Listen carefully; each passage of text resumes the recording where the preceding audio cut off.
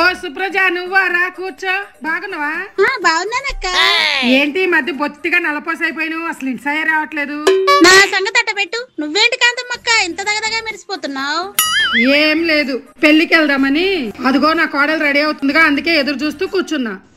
సర్లే గాని నేను ఒకటి విన్నాను, అది నిజమేనా? ఏమిన్నావు? నీ కోడలేదో ఉద్యోగానికి ట్రై చేస్తుందంట కదా? అవునమ్మా, నేను వద్దన్నా వినట్లేదు. పైగా నా కొడుకు ఇద్దరు దానికే సపోర్టు. బతుకు ఇంటెనక చచ్చినట్టు ఇల్లు ఊడ్చి ఇంటి పని చేసి వంట పని చేసి ఇప్పుడు ఆ పిల్ల క్యారేజీలు కట్టి అవసరమా కాంతమ్మక్క ఇవన్నీ నీకు? ఏం చేయను సుప్రజ, నా కోడలు నా మాటిందు, నా కొడుకులు నా మాటిండ్రు. లాస్ట్ కి నా పరిస్థితి ఇలా అయిపోయింది. ఊరుకుండా సూర్యకాంతం మాట వినకపోవడం ఏంటి? 600 అయినా 106 అయినా సూర్యకాంతం మాట వినాల్సిందే. సరేలే మరి వస్తా, మీ కోడలు వస్తున్నట్టుంది. మళ్ళీ మీకు పెళ్లికి లేట్ అవుతుందిగా. ఉంటా కాంతమ్మక్క.